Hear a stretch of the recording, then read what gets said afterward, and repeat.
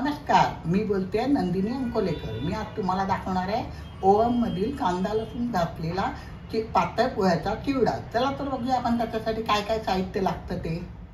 Oven मधील कांदा लसूण घालून केलेला चिवडा, त्याच्यासाठी लागणारं साहित्य हे पातळ पोहे आहेत। हे 1 किलो पोहे घेतलेले आहेत मी। हे 2 दिवस मी चांगले चाळून उन्हामध्ये ठेवलेले आहे। आता त्याला बाकीचं साहित्य लागणार। 1 बाउल भरून मी शेंगदाणे घेतले, साधारणपणे 150 ते 200 ग्राम शेंगदाणे, कच्चे शेंगदाणे आहे तेवढेच मी डाळ्या घेतलेले आहे।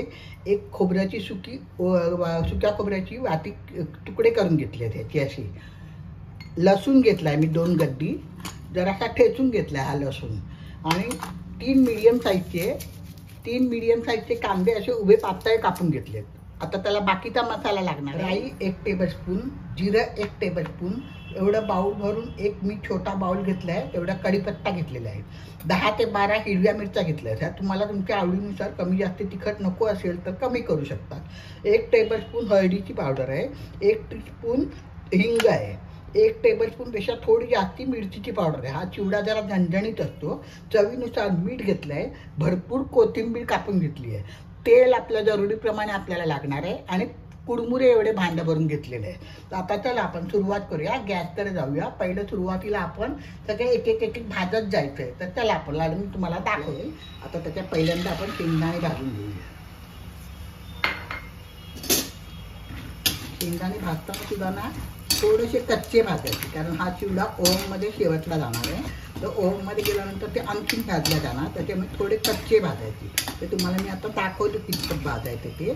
साधारणपणे 4 ते 5 मिनिटात हे शेंगदाणे तयार होतात।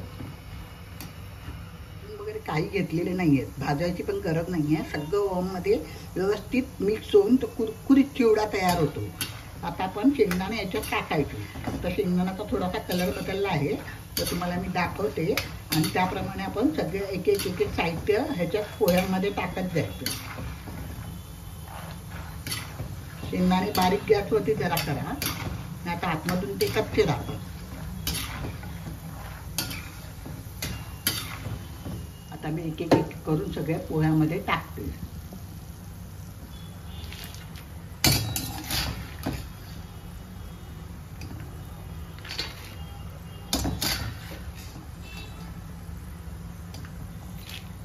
डाळ्या टाकले, डाळ्या टाकायला काही जास्त भाजायला लागत नाही, ऑलरेडी भाजलेल्या असतात।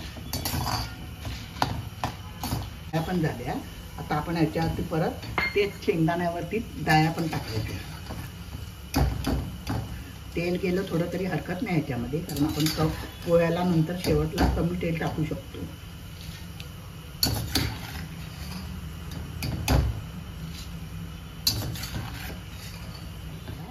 सुकं खोबरं लगेच होतं।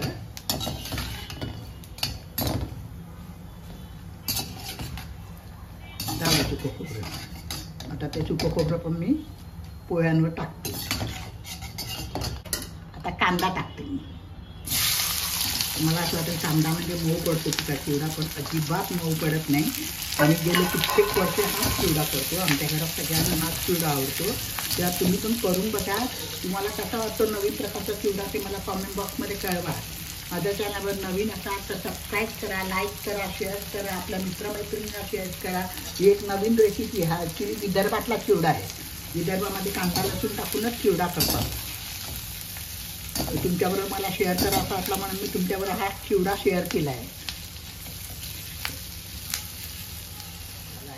तुम्हाला वाटेल लालसर झालेला नाही आहे, पण तो ओव्हनमध्ये आता कुरकुरीत होणार। तो तुम्हाला झाल्यानंतर दाखवीन मुद्दाम कांदा।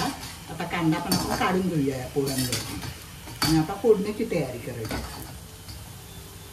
त्यात थोडं तेल टाकते, हे ते वापरायचं आहे। ह्याच्यात आणखीन थोडं तेल टाकणार आहे, कारण 1 किलोचा चिवडा आहे। तर साधारणपणे 150 ते 200 ग्राम तेल लागतं। ह्या एवढ्या चिवड्याला साधारणपणे 150 ते 200 ग्राम तेल लागणार। मग थोडं तेल परत टाकलं आहे मी, तेल गरम होऊ द्यायचं। मग आता फोडणीचं साहित्य सगळं टाकत जायचं आपण। तेल चांगलं तापलं आहे, आता त्याच्यामध्ये मी राई टाकते।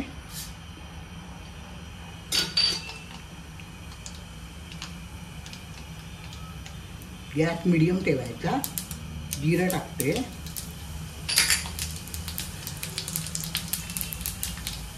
लसूण मी 2 गड्डी जरासा ठेचून घेतला, सालाचा कटच घ्यायचा तो. लसूण टाकते का.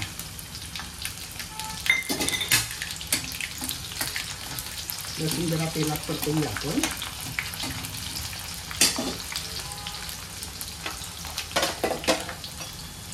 त्याच्यामध्ये हिरवी मिरची टाकते आता मी.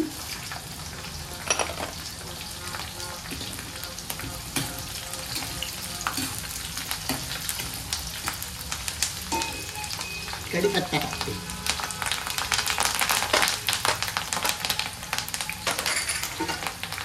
टाकते मी.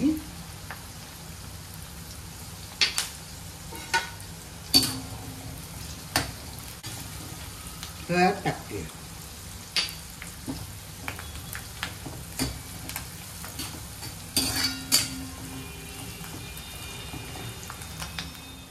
हळद झाली. आता मिरचीची पावडर टाक. तुम्ही तुमच्या आवडीनुसार कमी जास्त तिखट करा. मिरच्या वगैरे पण कमी केला तरी चालतील, पण आमच्याकडे हा चिवडा झणझणीत लागतो, त्याच्यामुळे मी भरपूर मिरच्या, भरपूर लाल मिरचीची पावडर टाकलेली आहे. आता कोथिंबीर टाकते. कोथिंबीर आपण तेलातच टाकायचं.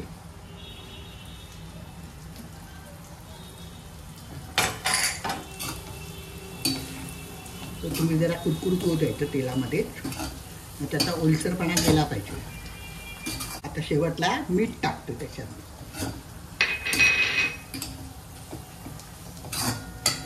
गॅस बंद करायचा.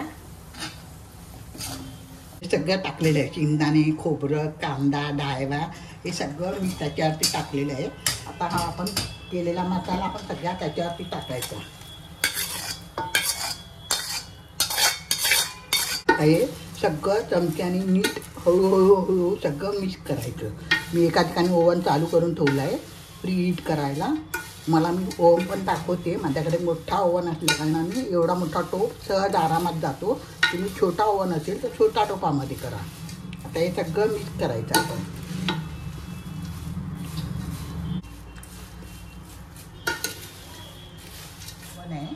हा ओव्हन मोठा असल्या कारणाने माझा मोठा टोप त्याच्यात जातो. आता तुम्हाला मी दाखवते आतमध्ये टाकताना.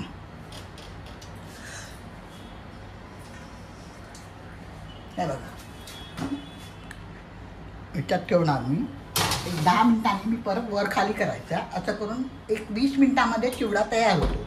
आता टायमर लावलेला आहे मी. 10 मिनिटांनी मी परत उघडून बघणार. 200 डिग्री सेंटीग्रेडला मी ओव्हन ठेवलेला आहे. तुम्ही तुमच्या ओव्हनची कॅपॅसिटी आणि टेम्परेचर त्याप्रमाणे सेट करा. हे माझ्या ओव्हनप्रमाणे मी करते आहे. काही जणांचं कमी याच्यामध्ये पण होऊन जातं, तेव्हा तुम्ही तुमच्या याच्याप्रमाणे ॲडजस्ट करा. ओव्हन मी उघडून बघते. हातात ग्लोव्ज घाला, नाहीतर तो गरम लागायची भीती आहे. जरा चमच्याने वर खाली करूया आपण. आता परत आपण ओव्हनमध्ये ठेवूया. तर मध्ये मध्ये उघडून चेक करायचं आपण. ओव्हन उघडून बघते मी.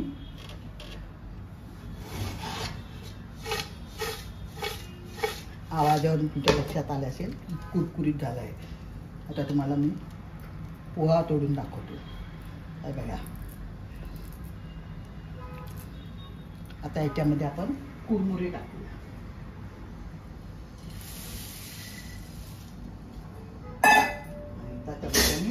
मिक्स करून घेऊया.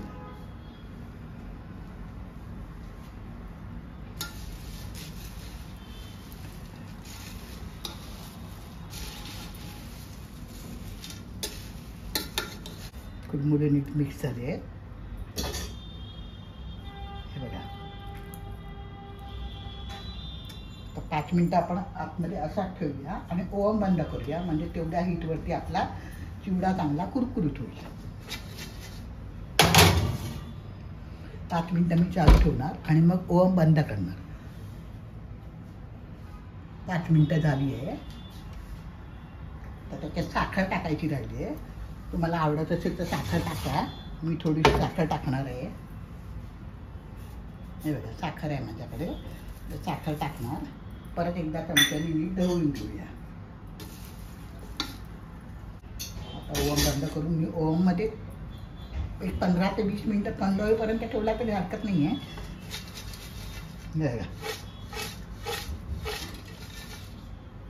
ओव्हनमध्ये ठेवून देऊया आणि ओव्हन बंद करूया.